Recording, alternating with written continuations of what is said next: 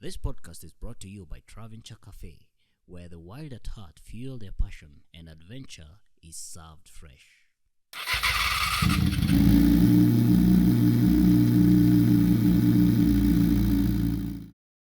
Ladies and gentlemen, welcome to yet another episode of Cat on Wheels podcast. I'm your host, Kat, and this episode has been filmed at the Traventure Cafe, a place with good ambience and good food. This is one place where you get to enjoy when you come with your friends and family. You get to have a good time. You're welcome all. Feel free to visit sometime. Karibu sana. Today I'm with Jim Back. Karibu sana, Jim Back. Thank you so much. It's a pleasure to have you, man. You know, when I got into the biking community, when I started, I heard your name a lot, and it was something like $88. Where does these $88 come from? No, it's actually just a name. Hmm. Yeah. So 88 used to be a race number. Your race number? Yeah. But in dollars? Well, no. The actual name is Jim Back. Jim Back? Yeah. How is that related to 88? So I think I picked the name in campus. Jim, then Backs. Some people used to call me Young Back. Mm-hmm. Because of probably the hairstyle. You know, when you're in campus, these things Like Back? Backs. They used to call me Backs. Young Back. Mm-hmm. Then Oh, eventually, the artist. Yeah. Ah. Yeah, from, the I guy used to from rock the 50s, hairstyle. yeah. Uh-huh. So he transitioned to Jim Back, and eventually, Backs, Jim Back. Mm. So when the racing thing just came up, Mm. I picked the number 88. Mm. And then, just brand Jim Back 88. So yeah, that's why it's still there. Oh, crazy, man. And it's stuck forever. Yeah. Even though you don't race these days. Why? Well, priorities. I know. And Corona just changed a lot of things. Mm. Maybe eventually I might go back to it. I don't know. You're But planning to? I think I will. You should, man. But things have really evolved and changed, Mm. and it's still something I have in mind. Mm. But then I transitioned from sport bikes to adventure because it suits me better. Yeah, Really? It's more practical. Yeah, in real life. What do you mean when you say more practical? On a sport bike? Sport bike is not very comfortable when you're doing long distance, when you're doing off-roads, and plus not all our roads are very well paved. Mm. So I think I really feel comfortable on the adventure. Oh, Yeah. so you preferred adventure because you felt like there's need to travel far sometime, take road trips. Yeah. I think it's about the comfort, practicality. Mm. I hail from Mount Kenya if I need to go to my shags, and I love camping. So I'm not going to go camping on a sports bike. Mm. Yeah. Okay. Which team did you used to race for? When we actually got into racing, I was slotted into Blade Dog racing team. Ah. Yeah, and I've been there ever since. I still support, Blade Dog is still racing, and a few other guys. Blade Dog is still racing? Yeah. With the slick? No, yeah, he's doing. I mean, there are so many organizations right now that are hosting races, but I think Slick has been the most Consistent one. active and consistent over the last 2 years. Yeah, true. Mm. Yeah. So, yeah, Blade Dog is still there, active and winning races. But where has Blade Dog been racing? I think TSA hasn't done a lot of the races over the last 1 year, but the few races they've had, he's been racing on those races and still slick. Mm. Yeah. The last time I heard that TSA was active was a little while ago. Well, it's not pulling as many crowds as it used to be because there has been a few issues, which I think a lot of people are working to just, make it happen again like it used to be. So there's that quorum. Is it dead? No, it's not. Mm. It's active, but I don't think it's pulling the right people for now. Yeah. If you know the history, then that's probably why right now TSA is not holding a lot of races because of finances. You can't hold a race alone. You need racers, you need support. So right now it's not there. Slick is doing okay. I think they have a crowd, they have racers, but still there is a lot to be done. Yeah. What is the history of the Superbike Association? The Superbike Association, I might not pick up everything, maybe because I don't really correctly remember, but TSA came from still the founding fathers. That's where now we saw the need to come up with an organization that can be the umbrella body for all bikers, bring all bikers together, especially the racers, just so that our events can be approved by KMSF, and we have like all the proper requirements by KMSF. I think that's why TSA came up, because then we used to race under SBC, Superbike Championship. Yes. Okay. Then it changed to TSA. So I think our first chairman was DJ Styles, Alan. Which year is this? Should be around 2014. Oh, okay. Yeah. Then I think by then Doc was the vice chair. Yeah. So we just slotted everyone into a team, everyone who was willing to race at that moment. And that's how we did membership fees, so that it's proper. And there was a constitution that we actually came up with. We had rules to guide us, and we got into races. But then we were only doing road races because we didn't have closed spaces where we could do races. But at one point we did a race at Industrial Area Circuit. That's Commercial Street. There's a circuit there. Not a proper circuit. We just, we identified a location where we can close without affecting anyone. Even Slim Moran was never used to be there? It was not there. These things came up around 2016. Oh. Yeah. I remember, I think the first time I was at, there's one in on your way to Naivasha, Mahiu. TGRV. TGRV, I think the first time I went there was around 2015, 16. Yeah. So that's when now some people felt that road racing was a bit risky for them and for everyone. So they moved to track racing, which was now purely on closed circuits. But by then we only had TGRV. But eventually we got Whistling Morans, which is even closer. Yeah. So I think the idea of closed circuit racing was embraced by everyone, but some of these guys that were doing road racing were not. I mean, some of the guys who were doing closed circuit racing, including me, I opted to pull away from road racing because I think I lost a few friends from road racing. Yeah. When you say road racing, what do you mean? Like you didn't used to close the road, you just... No, it's closed, but it's still an open road. I mean, there are perils everywhere.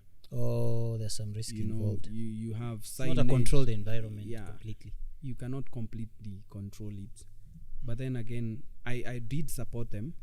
I actually did a few races on the road. I did Kiganjo. I did Tattoo City, which was one of the first races. I was to do one in Kiamburing, that's Karirana, but I think that race got cancelled. The Karirana race? Yeah. So it never happened? I think it partially happened. I can't really remember. It partially happened because we actually did a track day, but the actual race, there was an issue. There was an issue of approvals, the community, because I remember the governor by then, Kiambu County, this guy, Kabogo. Mm. He was really supportive. Mm. But then the community had issues with us closing the road because of access. I hear he was a biker as well. Yeah, he can ride. He can ride. He can ride. Yeah, and he used to show up to our races since most of them were in his county. Mm. Very supportive. That's amazing. Yeah. But these days we don't have that anymore. Well, I think the split of key members in the biking community has actually also driven away mass support from sponsors to the government to racers and racer families. Because I remember back then when we used to race, I think I could call my bro, I could call my girlfriend, Mm-hmm. They'd come to cheer. everyone around you would come to just see you racing. It was a big deal. It was a big deal. Mm. I remember some guys. There's a guy from Thika called Said, very good friend of mine. He used to bring in, a whole 50 guys with food.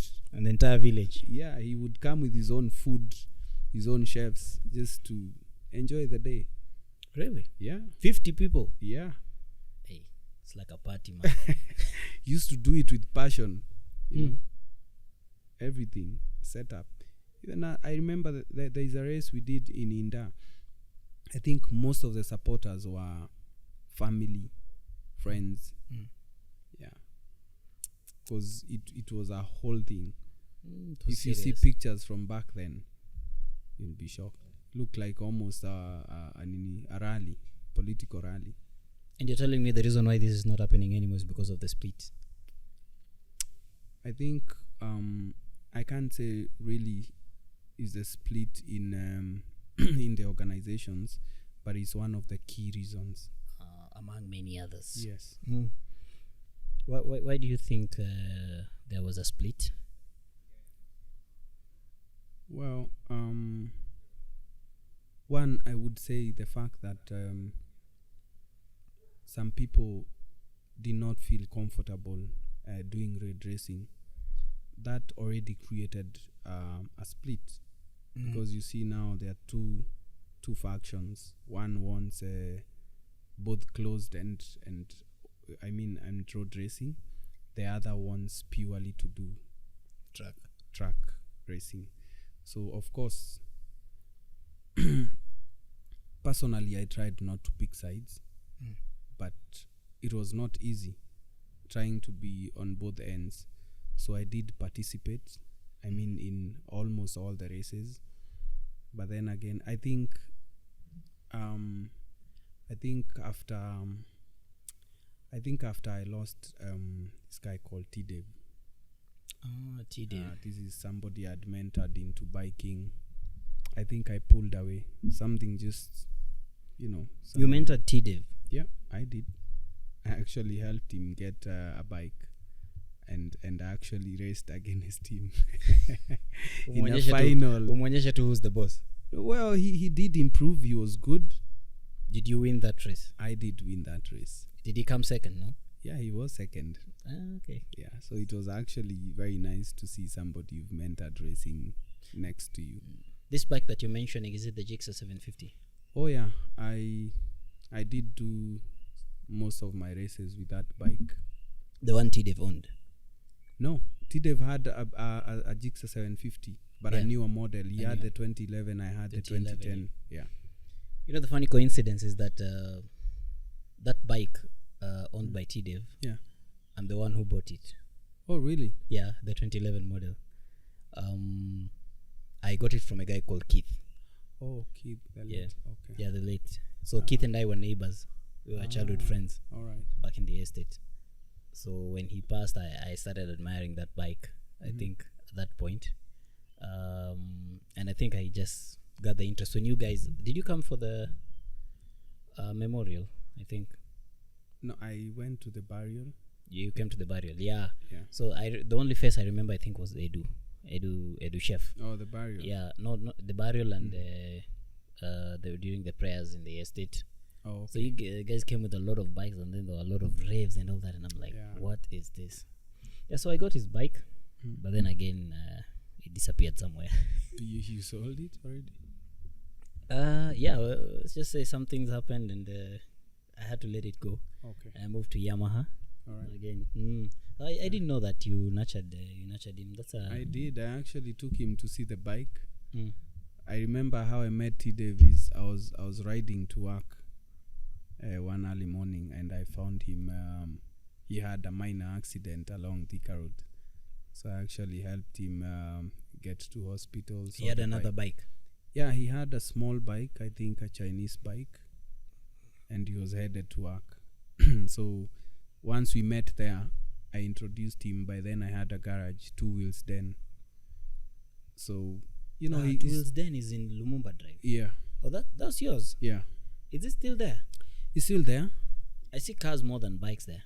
Well, you know, it's a garage, so It's not limited. yeah, they actually the landlord is he has a garage, so he's just given us space on the side, you know.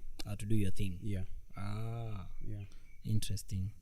So yeah. So I met T-Dev there, and you know, in the evening we used to. By then, Two Wheels Den was in Pangani. Yeah, so I just pulled him there. He used to come in the evening, see bikes. Then one day he calls me, tells me, "Hey Jim, I think I'm ready to get a bigger bike." And I took him to somewhere in Parklands. There's one of our friends, an Asian, who wanted to dispose the bike by then. why? So I think he wanted to move to a better bike. Don't know, a newer model. Yeah, so I just got T-Dev to buy the bike. Yeah, it was a good bike. Yeah, and you know, I had experience with Suzukis, so added advantage. Did he stay with it for long? What happened to him exactly? Oh well, I remember it was just one of those Sundays. A race is coming. I think Which year is this? should be 2018. Yeah. So we're just getting ready to race. There was an upcoming race. So you know, guys decide it's a Sunday. Let's go chill, look at the road, do, you know, areke. As you know, we share a meal. And you know, that day we were just going up and down, up and down. Which road is this? This is we call it Kiganjo. Oh, Kiganjo, the one in exit, Ruiru. exit 13. Exit 13. Yeah. So we were just doing runs up and down. I think by then I was riding a Ducati. At one point I felt like as one of the old boys, I think I should you know, take it a notch down. So I decided to park, and unfortunately when they were coming down, there was this guy, I think a resident, from what I hear, he was absent-minded and driving in the middle of the road, and was not expecting any bikes to be coming down. So when T-Dev saw this, he tried to avoid him by, you know, he took the right lane, because this guy was too far much on the left. Unfortunately, this guy switched to the right too.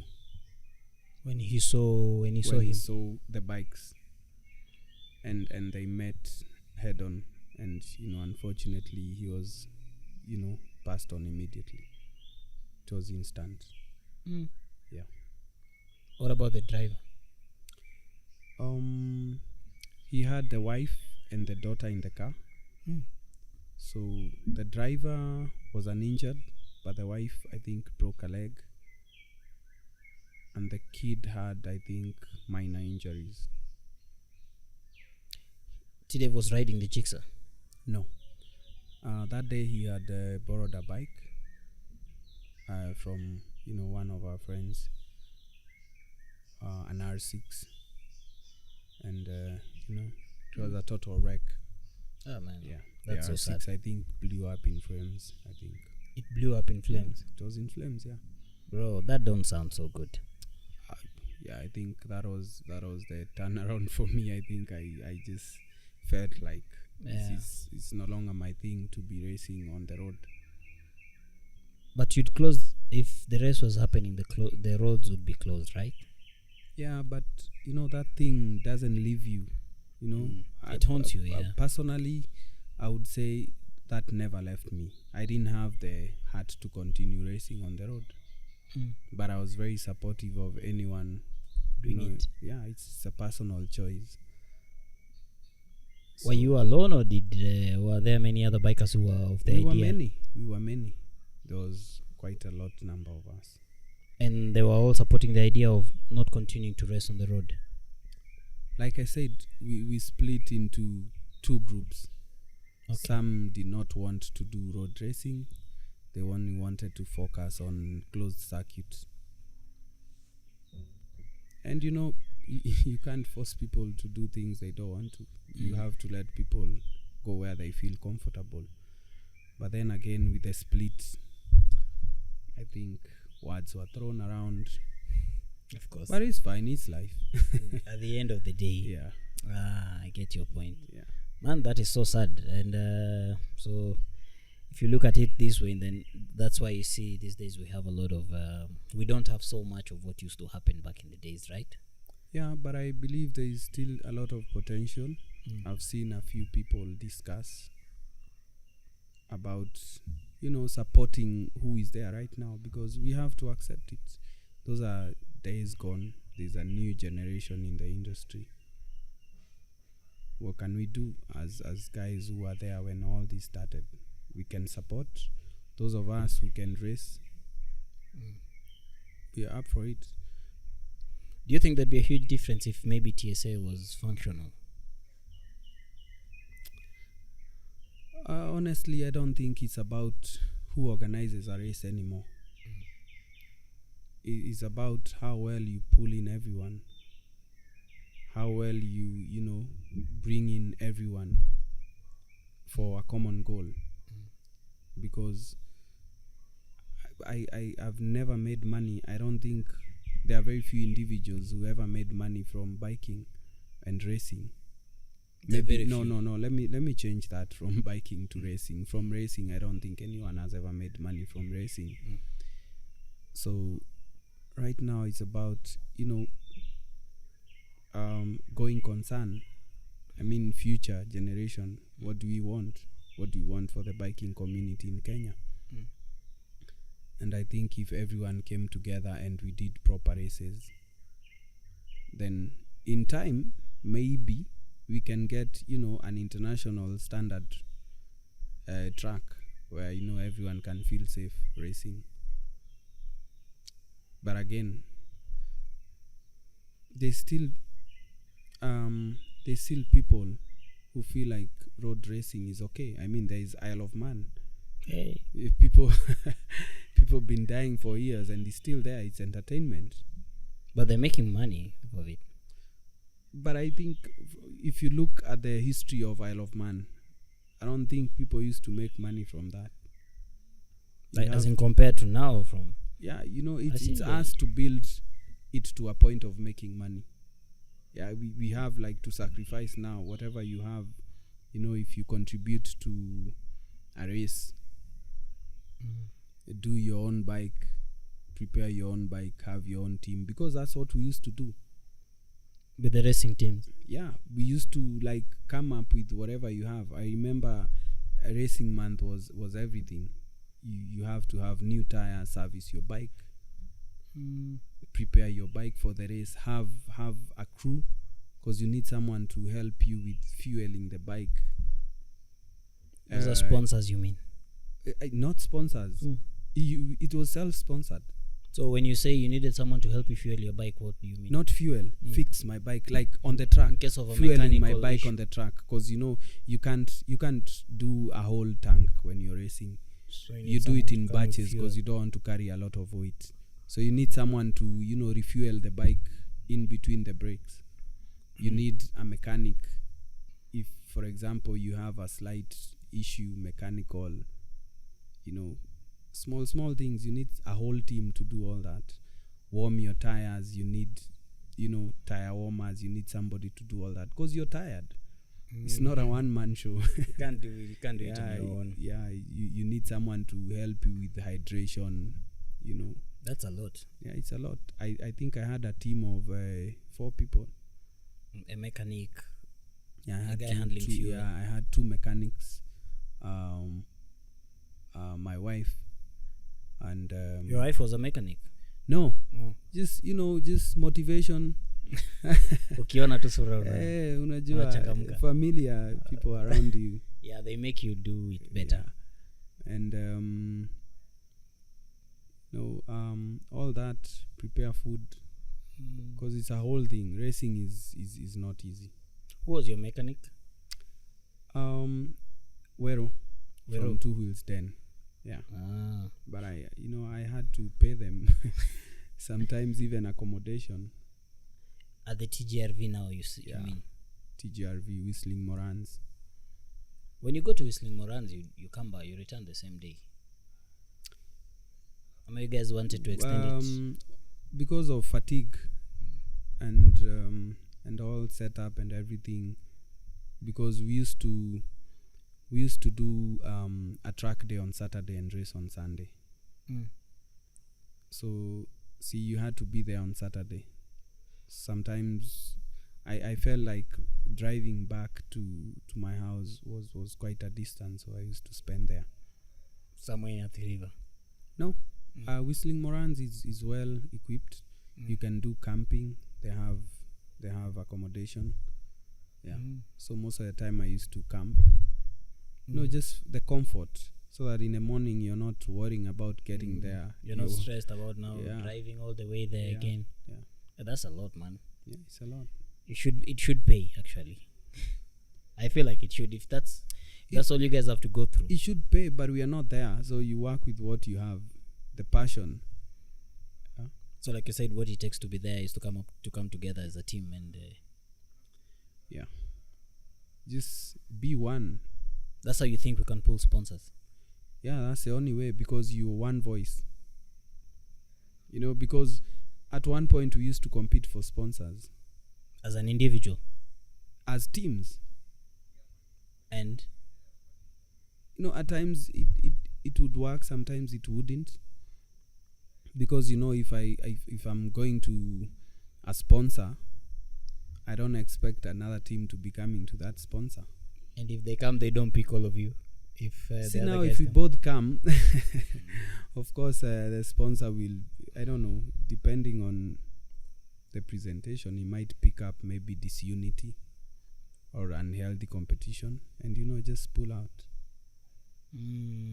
Those are some risk factors. I mean, a split is a split. There must be eventually bad blood and unhealthy competition. And that's not good for a brand. Yeah, it's not good for a brand. If you look at internationally, MotoGP never competes with Isle of Man or the superbike, race. It's completely different. Very different, yeah.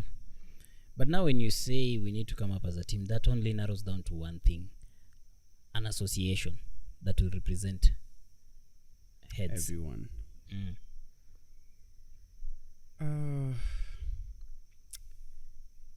I don't know how to put this, because we already have enough associations And Nyumba Kumis. and Nyumba Kumis. So all we need is leaders from all these different associations to just pull in everyone together. But again, I notice there's a lot of separation in especially in Kenya. I would say Nairobi, because I barely see adventure guys support closed circuit races. I've barely seen racers, especially the speed bike racers, let me just call them that, supporting guys at motocross, because that's another community and those are serious races. But if we came up as a community and support every association that is doing competitive racing in Kenya, I mean, you can imagine the same guys going to Whistling Morans are the same guys going to then motocross races, are the same guys going for road races, if that will ever happen again. That's a crowd, because that's how it used to be. It was a race for everyone. Yeah. So are you saying after we're done with the slick races at the Whistling Moran, we go support motocross at the Jamhuri grounds and stuff like that? Yeah, we are all riders in Kenya. And then the motocross should come. Yes, to we our actually, I remember there's a time motocross guys used to come to do some races in Whistling. Yeah, they would probably change tires. They come with their bikes. They have, I mean, a guy like Shivam, I think he's done motocross, he's done enduro. Yeah, he's still doing them. Yeah, he would come there and change tires. And For bikers. Yeah, there was also a guy called Othman. Yeah, Othman. I've heard Othman. Othman still rides? What? Othman rides? I can't say I really know him personally, but I think he still does. Okay. The kind of passion he had, I don't think he's just someone to walk away. Not that easy. Yeah. Interesting.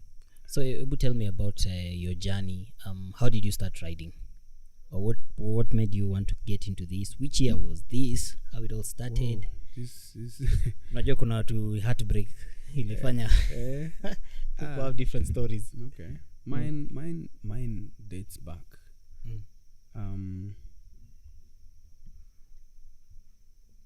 My dad used to buy used bikes from Mombasa. Which year is this? That's around 1998.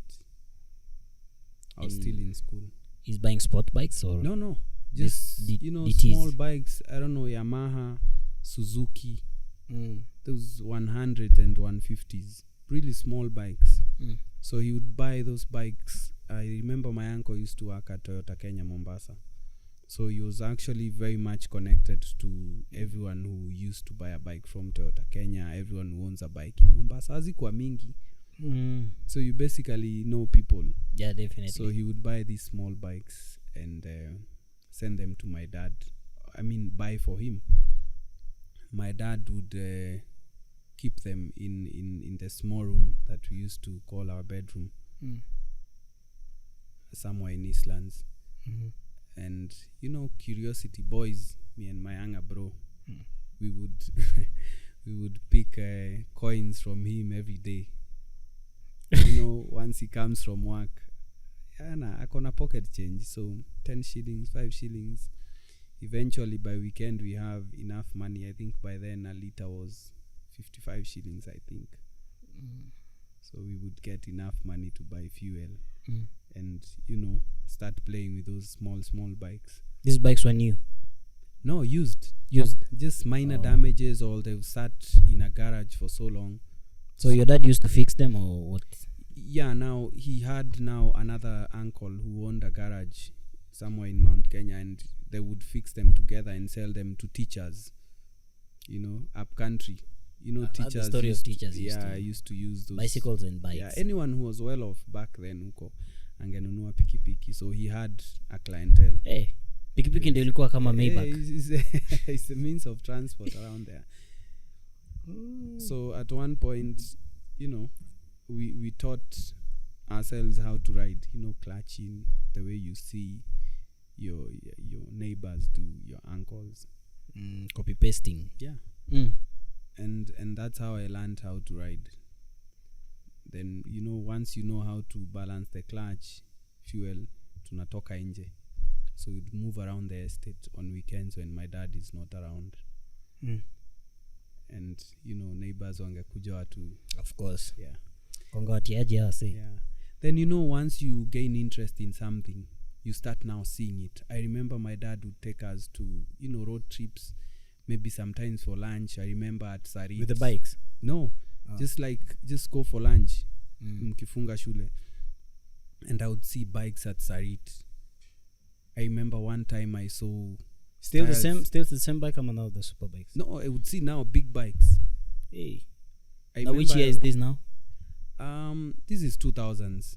So this is between 2000 and around 2008. I would see bikes. Sometimes I would see styles. Actually, I remember once seeing him on a red Honda. I think he had a CBR 600. Ish. And he used to ride with a guy called Mutua. Yeah. He had a 636. So I remember. You saw them at the Sarit? No. I saw them somewhere, I think around Tattoo City. A long, long time ago. I saw them riding. You're still not a biker? You don't have a bike? Not a biker. I don't have a bike. That was so interesting. So I started to develop interest. So immediately after high school in campus. You didn't walk to him and ask him or even touched it? No, we were just driving in a car and the guy just passes. 2 bikes. The sound, the sound and the speed and the beauty. It was just, I knew I want to one time I want to do this. Hey. I can imagine that feeling. Especially when you're manifesting it and then you end up having it. Yeah. So along the way I started picking bikes. I remember I picked a DT as your first bike. Yeah. When I was still in campus. I bought it from someone. There was a guy who used to be around Ngara. He was called Mwangi, a very tall guy. He used to be a mechanic. So I picked an off-road from him, and I would hide it from everyone. So I would go to his place, pick it, ride, then, return it to some location. But then I got into an accident still in campus, and my dad realized this guy is riding. Oh, you were doing it low-key at that time? Low-key, I didn't know. Wait, you bought this bike from Mwangi? Yeah.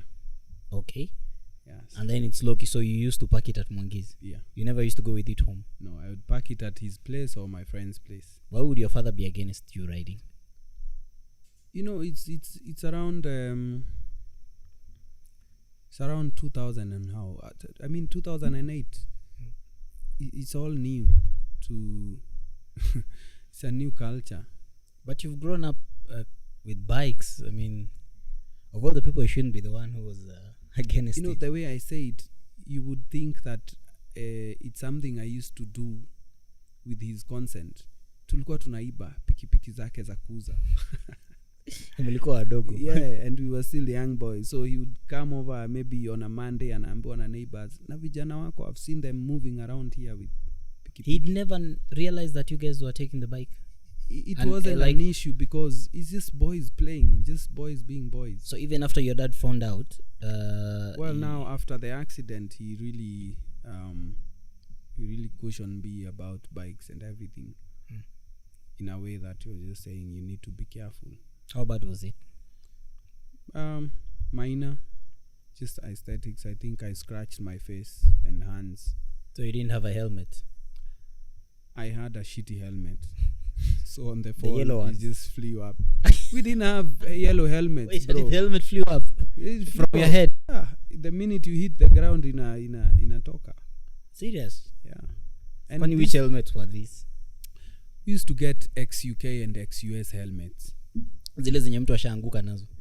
Unajua back then people used to ship in a lot of things from US used. So in those shipments ungepata a helmet.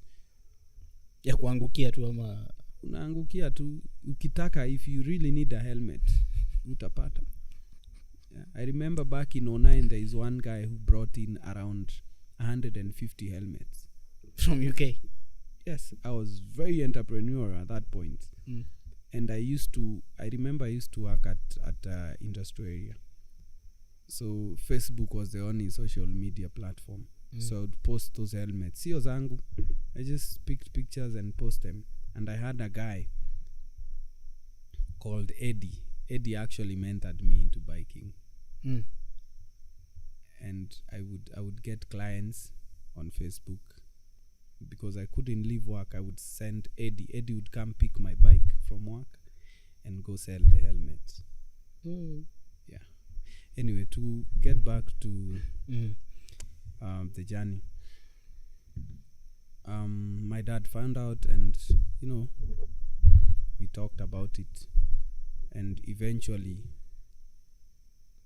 just before I was done with campus, I started now investing in a bike, and I actually called him to one of the shops in I think around River Road.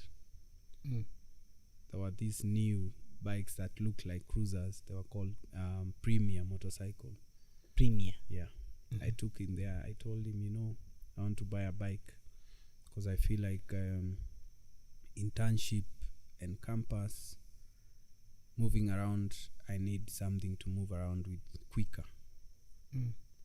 So he looked at the motorcycles. He was actually very impressed because I think I had paid half the money. And he offered to pay 50,000 for me. Wow. Yeah. So the minute he mentioned that, I think I looked for money, cleared whatever was on top. Haraka. Yeah. But By changed then, mind. by then I had a jacket. I was ready to ride. I had a helmet. I had 2 jackets. Actually had 2 helmets. All ex-US. I think I had a Shoei and an Arai road helmets. Wow. And that's how I started riding. Now you have the DT. That one after the accident, I have no idea where You let went. it go. Yeah, just let it go. Like no insurance or anything. It'll disappear too. Bro, we used to ride. These things zimekuja juzi. Insurance and all that. Sijui having insurance on the bike. But I think insurance was part of it. But medical insurance, I don't know, having proper gear. You just grab a jacket, a helmet, gloves, hata unabahatisha. Nachukua za gym. There was no one to import these things. Unaenda Mtumba unanunua Gikomba. Zenye unaangukia. Yeah, no one was importing these things. There were very few guys. I remember Rafo used to import things, but they used to take time and they were expensive. We couldn't afford. Time like how long? 2 months. 2 months. Yeah. When everything used to come by ship. I have no idea, bro. I think he used to do ship because airlifting was crazy. Yeah, only a few guys would afford such things. Yeah. So eventually, from Premier, sold it. Got a bike from Uganda. These Ugandan bikes. Bro, we could not afford a proper bike. A legit one. It was hard. No, but Ugandan bikes they were legit. It's only that they had a history of maybe stolen and stuff like that. We would. That's the only avenue probably we had with the little you're earning. But so then I remember after that Ugandan bike, after I sold it. Which bike was this now? I had Uganda. I think I had a Suzuki Katana. Yeah. Then I sold that. I got a Steed. Actually, what happened? I went to Uganda to get a bike, and the bike I wanted was not available. So I decided I'm not going back home without a bike. That's not business. Why are bikes easily found in Uganda? Well, even until now. A lot of Ugandans, I think the culture of Ugandans, anyone in the motor industry, I think they are always traveling to Japan. Their culture is not like ours where we bring in a lot of Chinese stuff that are poor quality. They actually believe in legit stuff. Really? Yeah. They might not be new, but they actually believe in legit stuff. So there's a lot of shipping from Japan, and their duty is not as crazy as ours. But as soon as it touches down in Kenya, the duty changes and it becomes expensive. Yeah, Bro, we used to cross Kesi Badai, come with a bike registered in Uganda, pick up papers to run you for like 6 months, and when 6 months are done, maisha inaendelea ikuwe venye itakuwa tu vile kutaenda. And in most cases it used to end up where only a few. Oh, we used to survive. It was all good. All this for the love of bikes. Yeah, for the love of bikes. I remember there's a time we went to Naivasha. There was basically a group of like 10 riders. Only 2 bikes were legit, like properly registered. The rest are UG. All the rest were UG. Lakini ilibamba. It was interesting. It was fun. It was fun, bro. It was fun. This generation right now, the idea now when I see them is, go to the club, drink till morning. You're on your fun. As we would ride the whole day. By the time you get home, you have no stomach for alcohol. You just want to sleep and ride again tomorrow. We would actually, from the ride, park the bikes, get like food, a few drinks, call up our girlfriends, and just chill. Wow, because we want to ride the next day.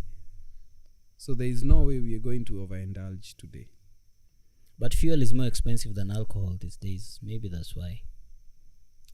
I'm just thinking out loud. I don't think so. Really? A liter is going for 217. Uh-huh. I mean, a beer right now, even in the cheapest club, I think you'd find it at maybe 250, 280. How many liters do you need to get to Thika? That depends on your bike. Say a 600. I'll say, let me just talk about my bike, because currently I don't have a sport bike. I can't really. No, because actually in comparison to the bottles of beer. In comparison, my bike does, if I'm pushing, my bike does 16 kilometers a liter. So, this one? Yeah. So Thika is approximately around, from my place, it's around 64 kilometers. So do the math. We are looking at about 4 liters. Right? For 4.5 kienda sana 5 liters. So 5 liters is what? 1,000 plus 1,100. I mean, if you're planning to drink, chupa ngapi tatu? Hizo ni chupa 3-4, na kawa ni lightweight itakuwa you can't take 4 bottles a whole night. Yeah, but that makes sense. And if you decide to go for a bottle, it's not even enough. Yeah. You need a whole crate. I don't know. I don't drink that much. Yeah, like I said, there are those who are lightweight, and then there are those who are not so much. Like maybe one bottle takes the whole system down, and there are those who need like a crate, like you mentioned. Yeah, but anyway. So about you were talking about when you guys, how you used to enjoy. Yeah, bro. Every weekend was a ride. And like right now. Yeah, roads were not as busy. We used to love Naivasha and the sides of Kajiado. Remember, there was a place called Yukos. We used to ride. That road was almost new then. I think around 2013, 14. It was very new. But I think at one point around 2012, people started paying a lot of attention to proper riding. Yeah. In terms of like now gears and everything. Yeah. What prompted that? Well, as community grows, you get attention, you get noticed, and now there's need to get mentored by guys who've been riding for some time. I remember I had my crew. Yeah, I remember Styles used to call us the new kids on the block. Most of us had new bikes, but most of them from Uganda. And bikes were new, yeah, from Uganda. Yes, they were newer. And Styles had his crew of riders, and all these guys were properly geared, brand new, second hand, and proper bikes. And anytime we would show up on rides, I remember when I got my first bike, a VTR, not my first bike, I would say my first legit bike. Not from Uganda this time. This is from Uganda. From Japan. No, I got connected by a dude called Keith. The one and only Keith. Yeah, the one and only Keith. And Keith was friends with my mentor, a guy called a guy from Kiambu. He's called what's his name? Am I forgetting? Anyway, so Eddie. You mentioned Eddie actually. Yeah. Eddie. So Eddie actually called me and told me, Jim, there is a bike. Ilianguka jana. But it's still running.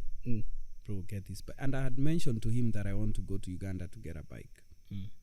So he kept telling me, bro, you need to get a legit bike. So when this came up, I went to see the bike immediately. And bigger CC than what I was used to. But I was very open-minded. And I figured, why not? 1000cc VTR Firestorm. It's 1000. So I got the bike, put it on a pickup around 11 in the morning.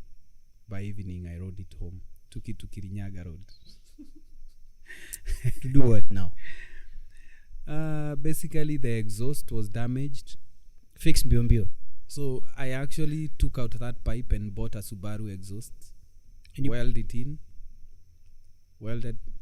The tank was a bit damaged. Cut it, fixed it, and painted. And the fairings that were a bit damaged, we just, fiber and paint. But there are no bike mechanics on Kirinyaga Road. See, they do with cars a lot. Bro, there were.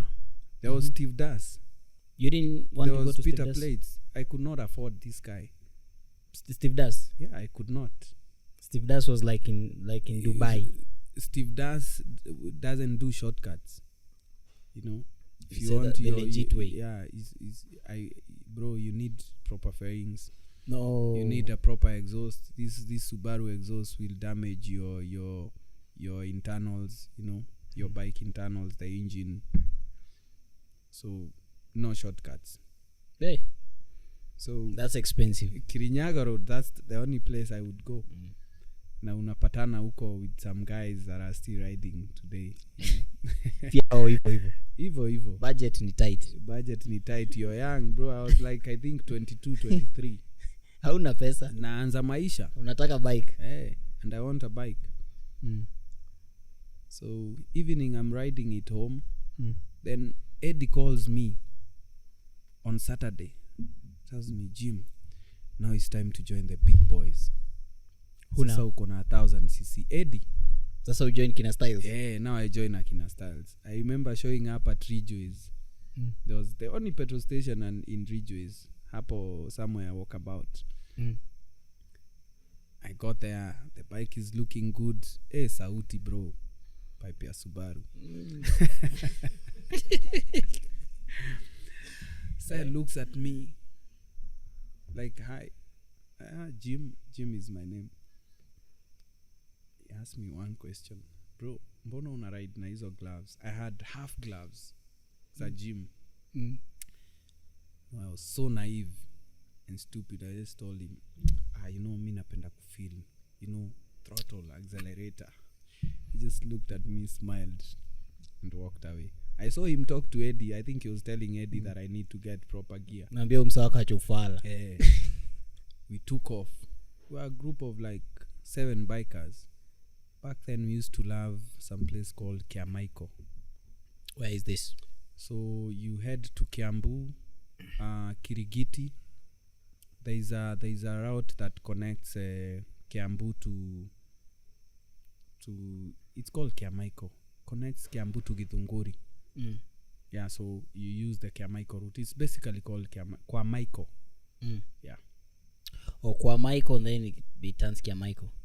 No, I'm saying it wrong. It's Kwamaiko. Kwamaiko. Yeah. So it connects Kiambu to Githunguri. Yeah. So we used to go there on Sundays, twists on Saturdays. Bro, the way those guys are flying on those corners. Kina Styles and Eddie. Styles, Eddie. I think there was Rampey. Rampey was there that day. There was Kimotho.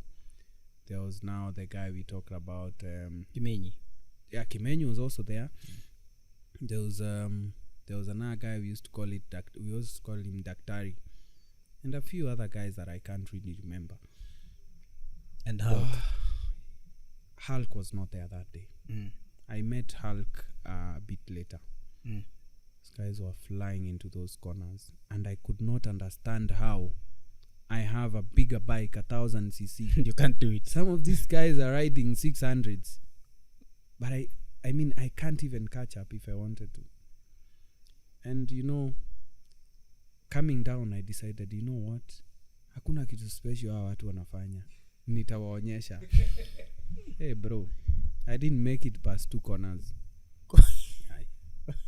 I'm trying the bike to go this side, but my body is leaning on the other side. I had no clue how to lean on corners, on a speed bike. Mi najua tu throttle nini, kila kitu najua. Na hizo gloves zako. Na hizo gloves zangu za gym. At least I had a proper jacket from Gikomba, and knee guards. But bro, by the time I got to, there was a mechanic. I wouldn't call him a mechanic. He was an engineer. He was called Johnny. He used to live in Ridgeways. So I took my bike to Johnny's place because I didn't want to take it to my place, and my neighbors would see kijana alianguka. No, kazi ni kuanguka tu. Yeah, so I took it to Johnny's place. He falls down. He gets the other one. Yeah. Hey bro, they were removing stones from my palm. Now your gloves. Hey, gloves baptism by fire. Hey, from then on. What happened in that? You just basically don't know how to take a corner. But these guys with their 600cc, they know how to lean. They know body positioning, bro. And you are chasing them. Positioning. Me, time I don't know shit. Unataka kulala. Mi najua niko na bike, niko na speed bike. Na ni 1000cc. Na ni 1000. Twende. Na iko na exhaust ya Subaru. Hey. Tumetoka mbali. Hey, bro. So I'm trying to lean into that corner. I can't even explain. Now I have the knowledge, the science of leaning into right corner. Now, yeah. Even explaining what I was doing at that point. It sounds dumb. I mean, I'm trying. My body, not even my body, my head is turning towards the corner. But my bike is not. It's not obeying my body completely because I don't know how to steer the bike into the corner. So what happened is you went wide. Basically, I went wide. Bike inaenda huko, unaenda huko. Because the bike goes where it's supposed to go, as in how your body is controlling. Yeah, exactly. The bike. Your body controls the bike, yeah. But sasa my body is not controlling my bike. My head is telling me I'm controlling the bike. Kwa sababu nimeweka kichwa hivi, into the corner.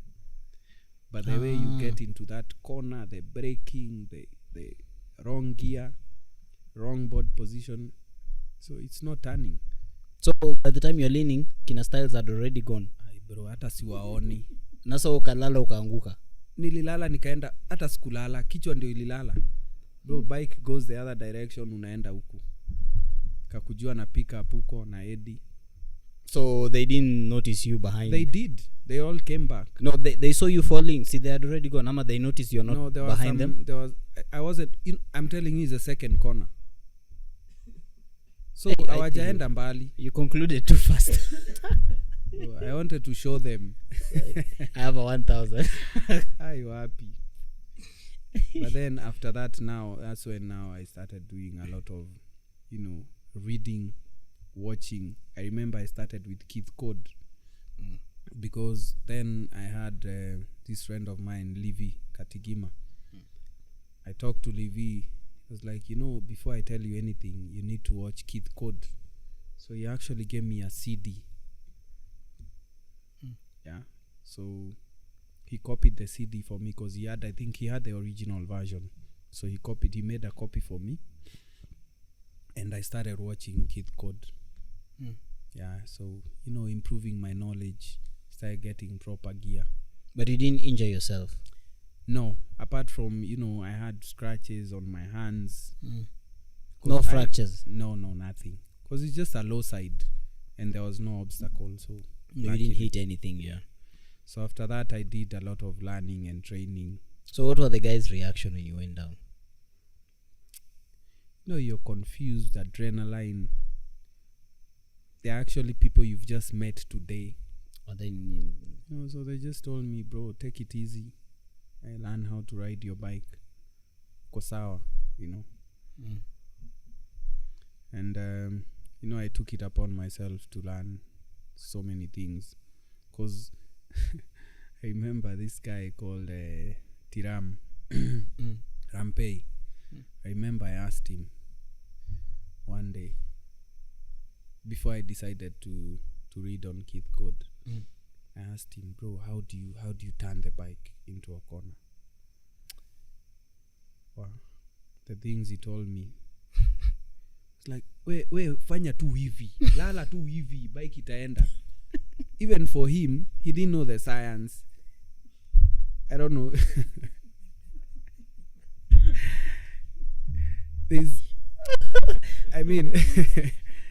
that was after you fell down, yeah? That is after. Now we're going to look I for couldn't tips. understand how these guys are moving so fast.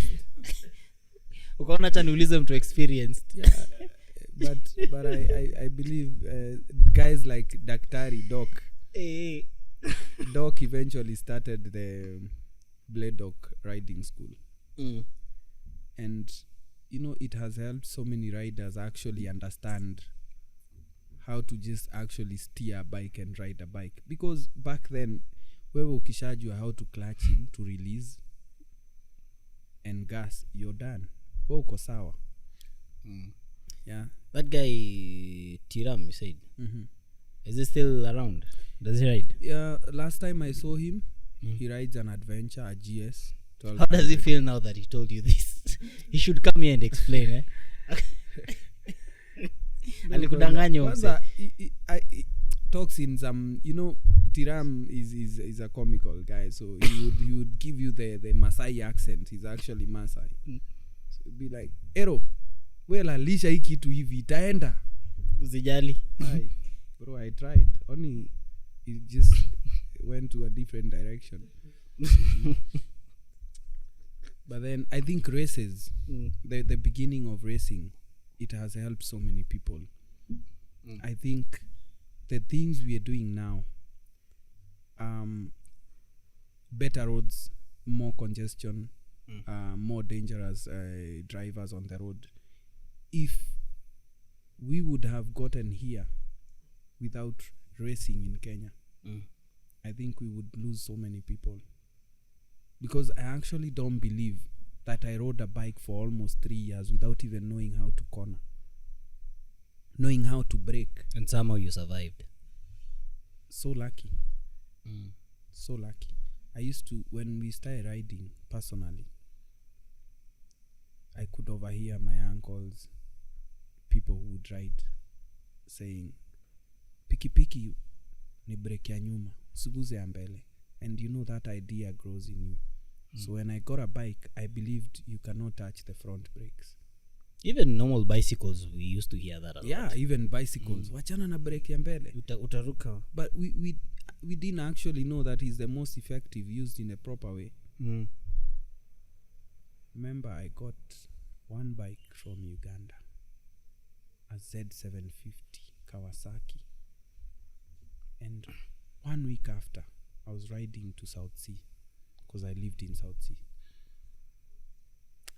And I took off from Haile Selassie roundabout, headed to Nyayo Stadium. You know, a new bike, good pipe, everything proper. This time no Subaru things. So you gonna proper, you know. Bro, I just saw traffic on Bunyala roundabout, and I'm trying to slow down. So I rammed on my rear brakes. I saw my tail next to me. What? The bike tail. I literally saw it. And I was wondering, so how do I stop this bike? You know, out of panic, I just, you know, decided I have to stop because I can't go head on. So I just went for the front, and the bike just calmly aligned itself. You know, and it's around the same time I was trying to read about how to ride, and I realized actually once you align your bike, the front brakes are the most effective.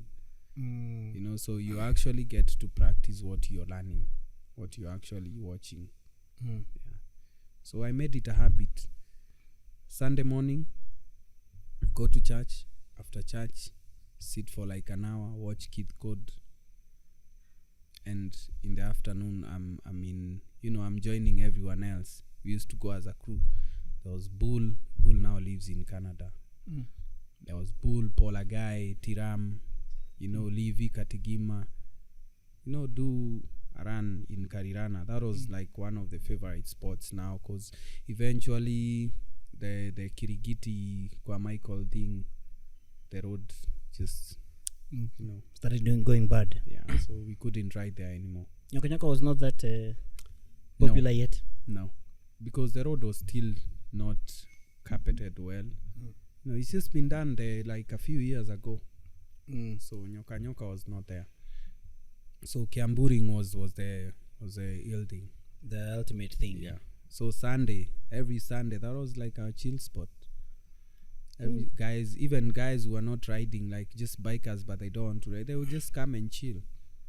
I remember Oyaya used to come with a Land Cruiser, just chill there, watch, take videos. Yeah, he told me. Yeah. And then his girlfriend would make pancakes for you guys. Yeah. Sunday was a thing. And me, I remember before I met everyone else now and got into races, on Sundays, I remember I had a Noah. I would pile everyone in a Noah, like my bro, the girlfriend, my girlfriend. Mkona form. Tuko na form. Buy whatever we need. Tunaeka kwa gari, Karirana. You are sure you'd meet bikers there? I actually have bikers, because, you know, eventually when you become a biker, some of your friends become, you know, bikers. So I would go with like 4 guys. So you see, that's Sunday. That's how I can see guys nowadays going there, park cars, drink, music. I used to go there, ride, and it wasn't as busy as it is right now. Yeah, it's kind of overpopulated. Yeah, a lot of people go there as well. Yeah, I don't think we can do those kind of runs anymore. It's not just safe. Yeah, it's not safe. Oh, nice. So with this other bike that you got, at this point now you've learned how to ride, kit code and all that. So you're now a careful rider. You started getting proper gears. Yeah. So at this point you just felt like, even though gears is expensive, I just need to find a way how I can ship them. Now the legit gears. Yeah, you know, with the years, guys start coming into the industry. People see an avenue in biking gear. So you get a few guys who start now to import stuff. Still expensive, or now at least moderate? It's now more affordable, because you see, even in life you're progressing. So you can actually afford, you know, prioritize, you know, I'm into biking, so I can afford a good helmet. And around the same time I also now changed, because you see, I changed now to the Gixxer 750. I also bought it as a salvage bike locally from one of my friends. You used to get a lot of salvage bikes, yeah? Well, nilikuwa natafuta deal, because, you know, uko unakaa na bike sana. Kipata deal, you know, upgrade. Yeah, so by the time I'm getting all this knowledge about how to ride, interact with so many people, the races are here. I have information, I have friends who are riding, and I got a chance to work out of the country. Which year is this? Around 2014. Oh, you left the country? Not entirely. I mean, I would leave the country for like a month, come back. Okay. So traveling gave me a chance to actually give back to the community. Like I would import gear, things I feel people need, but they can't find locally. I actually went to China. I would travel to China a lot, and I saw an avenue, to start a business selling gear and just accessories, because there are things that don't matter. Indicators, levers, just small things that the quality doesn't really matter on a bike.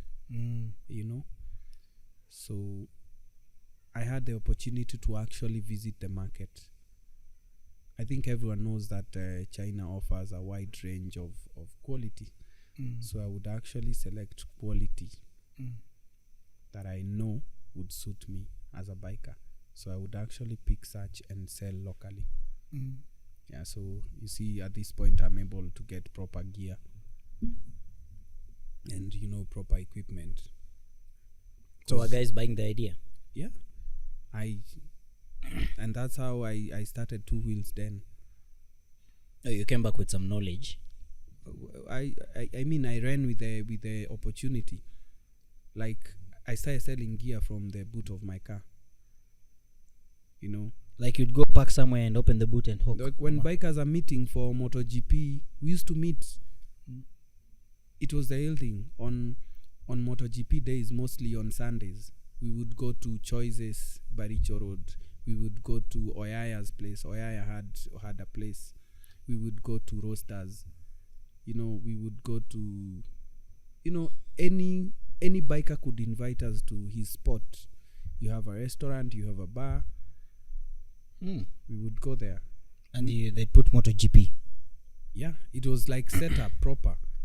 Because we were coming in as 40 guys, K1. I think the owner of K1 is a biker till now. Yeah, so we would go to anywhere on Sundays. So I would show up there with my car, boot full of accessories and stuff. Because you see, social media had not really picked up then. Because you see, I think by then the only point was Facebook. Then eventually we got to WhatsApp, Instagram. Yeah. Macollaps. Basikia hizo ndio zilikuwa zinaitwa. Tumetoka mbali. I mean, if you look at now, there is so much available. I mean, you can and it's buy easily accessible. Yeah, you can buy a bike without even meeting bikers and learn everything without ever meeting on your own. Get gear on your own. Those things are not available. Yeah, these days even it goes without saying. Like you can't get gym gloves. Yeah. There are a lot of vendors who are. Kama kuna kitu we used to fear is dropping your bike. More than even you dropping yourself. Yeah. Because a small part, you'll have to wait for months. Na hiyo ingeuma sana. People are going for rides and you're just stuck at home. I mean, you can't drive a car to a ride. That can be depressing, man. I can imagine. But tuliishi nayo, it was fun. Right now, in 1 or 2 weeks, you get. Yeah, you have your parts. Like Some are even available locally. Even from other bikes that they're no longer running because maybe the owner has given up and stuff like that.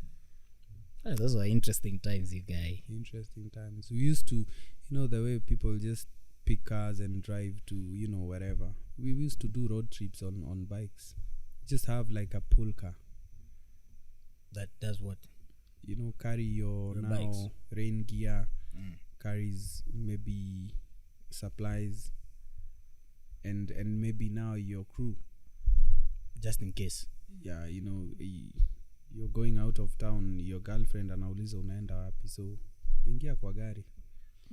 Huko nataka kumpillion. Pillioning is not the most comfortable way to enjoy your motorcycle. On a sport bike especially. Yes. But on this one it's easier. It's easier, but still I can't say I'm 100% comfortable pillioning everyone.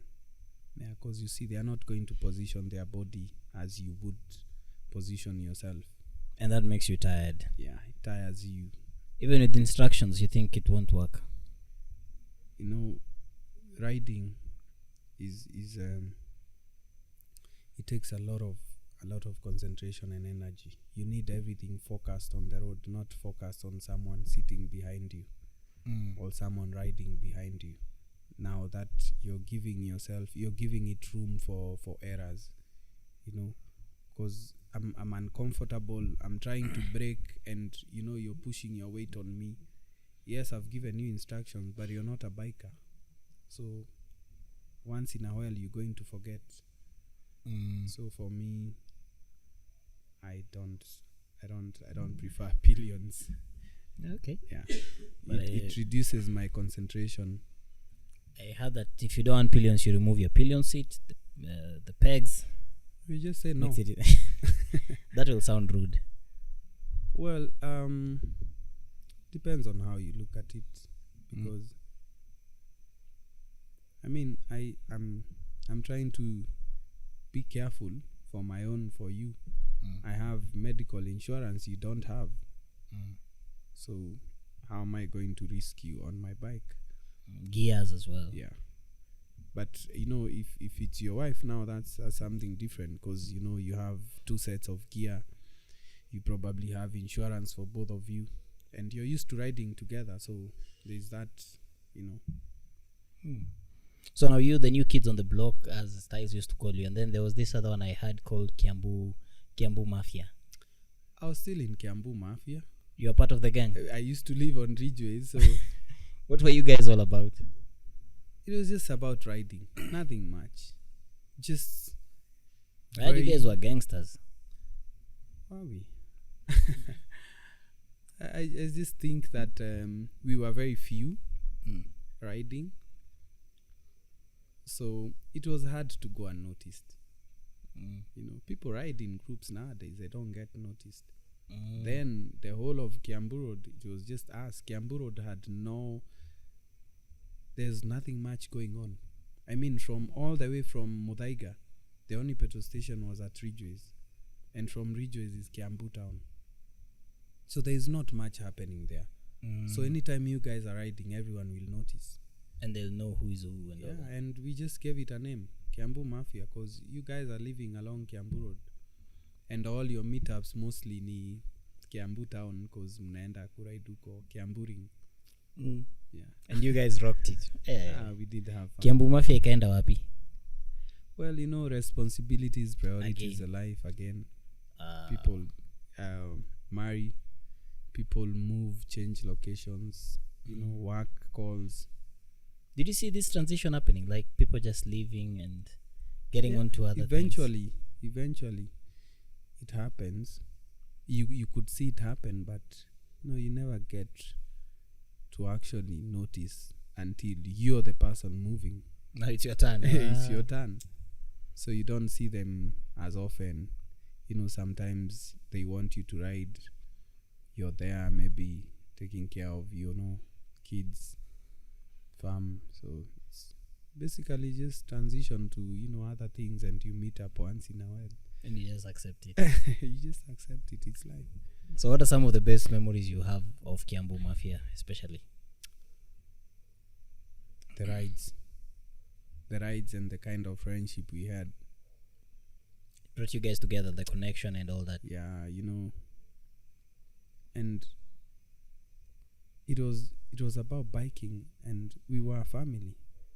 Eventually you just come together just because you have, a similar passion or a similar sport, but eventually you just become family. Like, they're just known to you, your bros. Anything you need, you just call them up. your fun moments mko pamoja. Yeah. So I think what I appreciate and remember most is we actually help each other grow, not just in the biking aspect, but also family wise and career wise, because we would actually support each other in whatever you're into. Oh, nice. Yeah. Do you have a memorable ride? Wow, there are so many. There is always So that many. one or two that stands out. Two actually. There's one we did. We met whenever we used to ride to the sides of Mombasa Road or Kajiado. We used to meet at Bellevue, South Sea. By then, I think it was an oily beer. We would meet there. I think it was Galitos. So I remember we met there on a Sunday. I was in the house with my girlfriend at that time, and she asked me to go and get breakfast. And I left the house, sneakers, just no helmet. With your bike now? Yeah. The closest place was Oilibia. So I had ignored my phone because, I told myself this weekend I just want to spend with her. I got to Oilibia and I met everyone there. Kiambu Mafia iko hapo. One is a bro. Why you not riding? Unadu? Yeah, and now already I'd met Styles and his crew, and now we all know each other. Oh, Styles was not in Kiambu Mafia. He was, but not as active as as us, who are still very hot-blooded. Because basically he was a bit older than us. So I got there and everyone is asking me, bro, what are you doing without gear? There was a rally happening. Let me take you back to what I was telling you about everyone coming together and supporting, everyone in the sport. We need to support our local talent, a lot. I mean, it's not just about bikers, football games, rugby. That culture is gone. It needs to come back. I remember we used to go to Safari Sevens, Kabeberi Sevens, Masaku, all those events, sports, basketball nights, football. We would go to, mnaenda tu as bikers, go watch a game. I remember one time we were invited by the governor of Nyeri to just go and, brace an event. They had rugby. And we went like 30 bikers. No payment, kujitolea. So now this ride, we were going to support a rally, our local rally drivers. I don't remember whether it was KCB or it was happening in Kajiado. So we got to the event. We enjoyed the event. And the reason why I remember this day very well is because I had to go back home with breakfast. I sneaked into the kitchen, put in everything on the kitchen counter, changed into gear, and took off. Without your girlfriend knowing? Yeah, I had to push the bike to the gate. So what happened to today? You are ignoring calls. You wanna spend time with your babe. Bro, I just texted when we got to destination. You texted her? Yeah. Like, that's heartbreaking. Niko already uko. Sirudi, like. Where'd you at hivyo? No, that's not exactly what I said, but in my mind, I was like, if I text now, there are words she can say that might, make me come back. But then you wanted to be far. You wanted to make sure you're far. It's not here. I'm coming back. She took it lightly, though, no?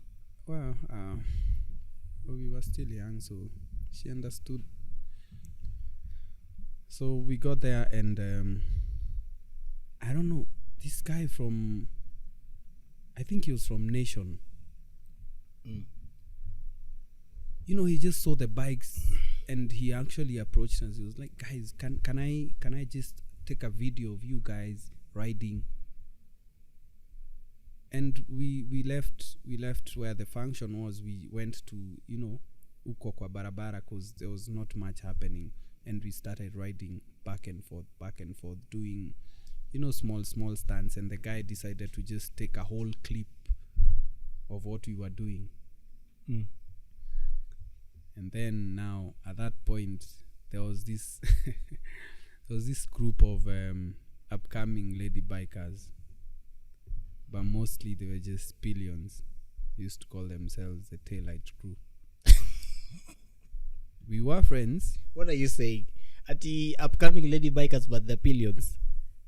Well, they taillights. Yeah, the Taillight Crew. Basically, why? Because they were super pillions.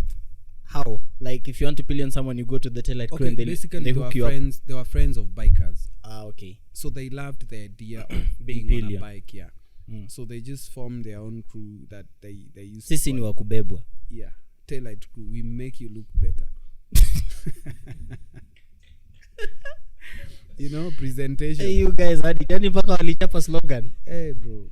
So that we make you look better. These girls came to. They were in Kajiado. They were actually part of the ride. And when we did the whole clip with Nation, I think it's still on YouTube till today. We decided we are taking off to Nairobi because it's getting a bit late. I think these are things that we did, and I always say Mungu alikuwa anatupenda sana.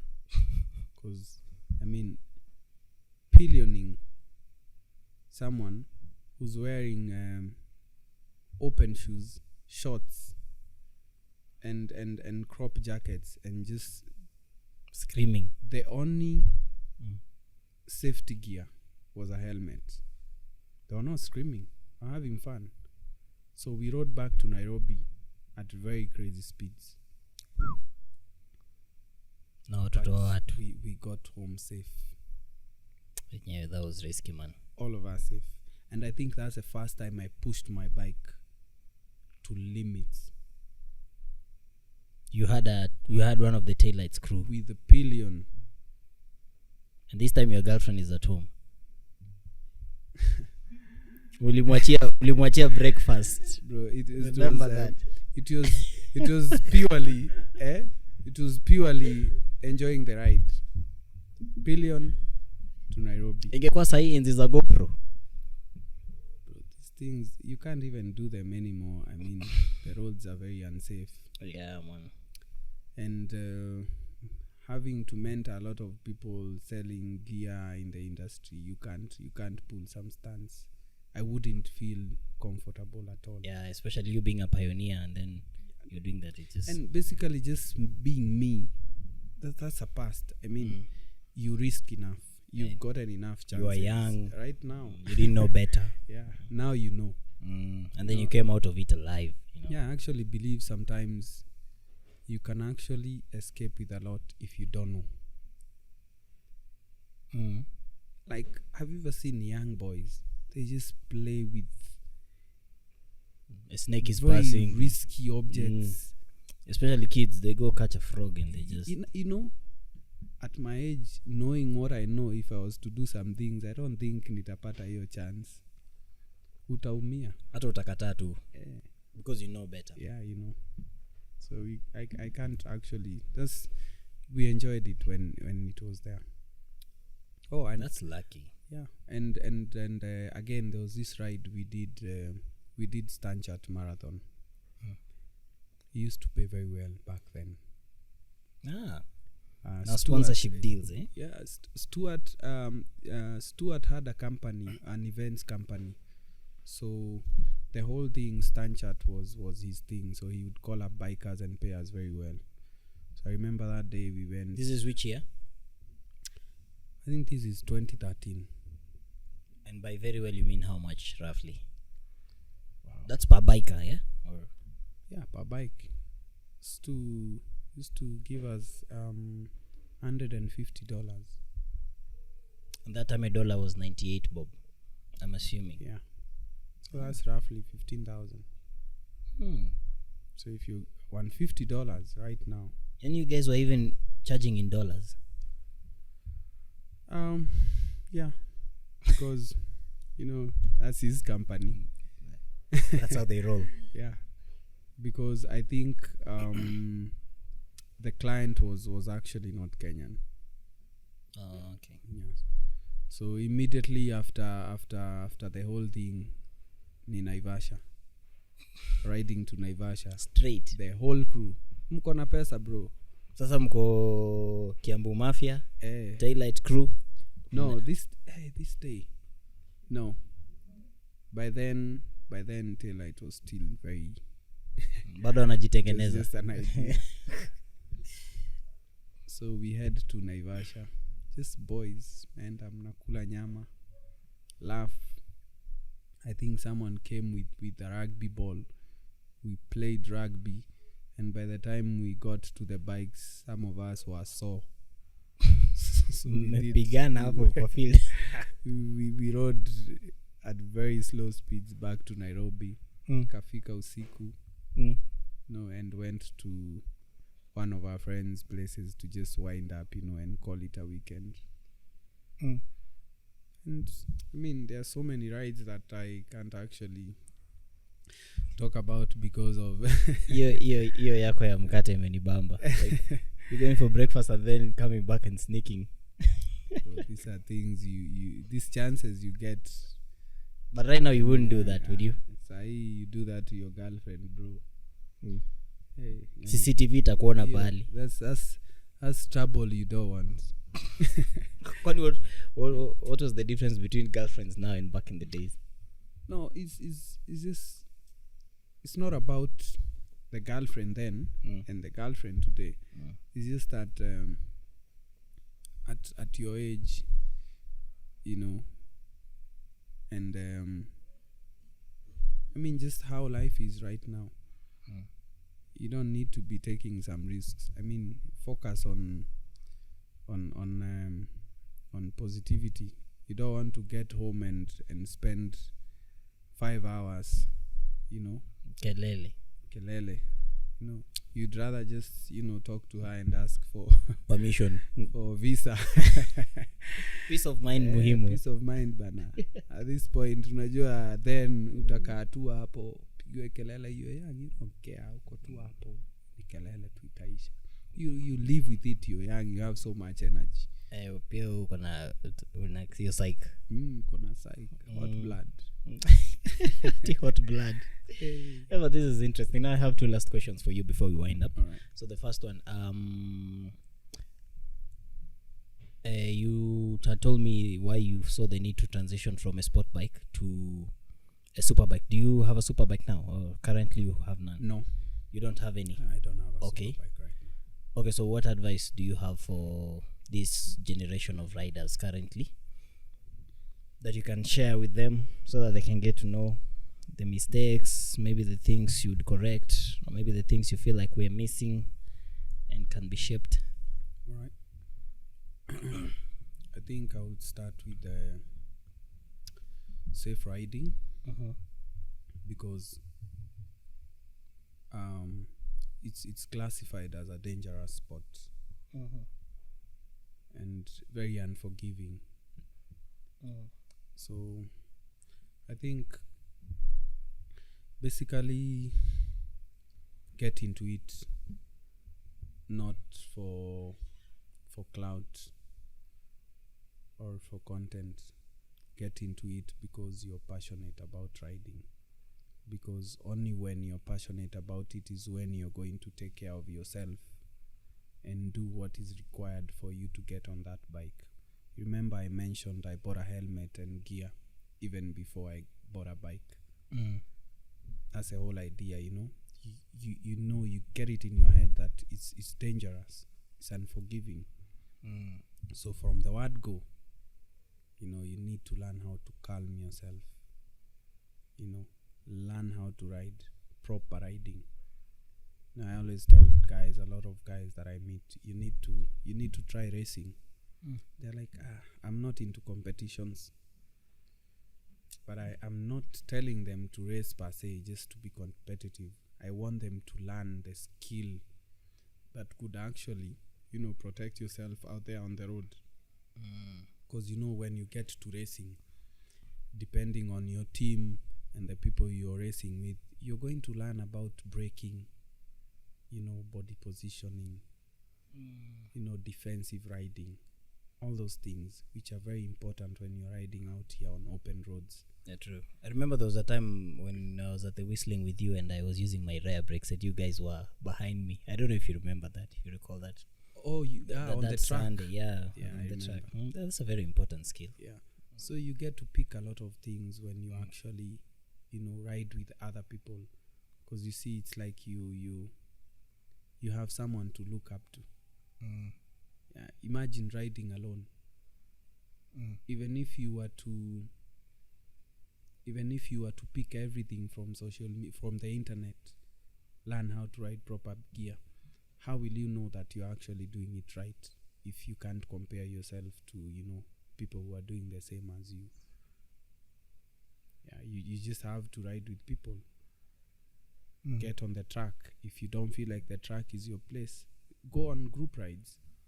You'll find someone with a similar bike and you'll wonder, why is he braking so well?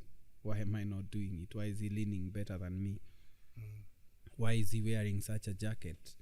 Why is he wearing a back protector? Why is he wearing boots and I'm in short boots? You get to learn a lot. So I think for people who are coming up in biking right now, I think surround yourself with people that can actually get you to a safe point in riding, because it's not just riding. You need to, even when you drive a car, you have to drive a car safely so that you can actually enjoy. Like if you buy a sports car, you need to learn how to drive that car safely. Because if it's not safe, it's no use to you. In months you'll be a cripple. It can cost you a lot. Yeah.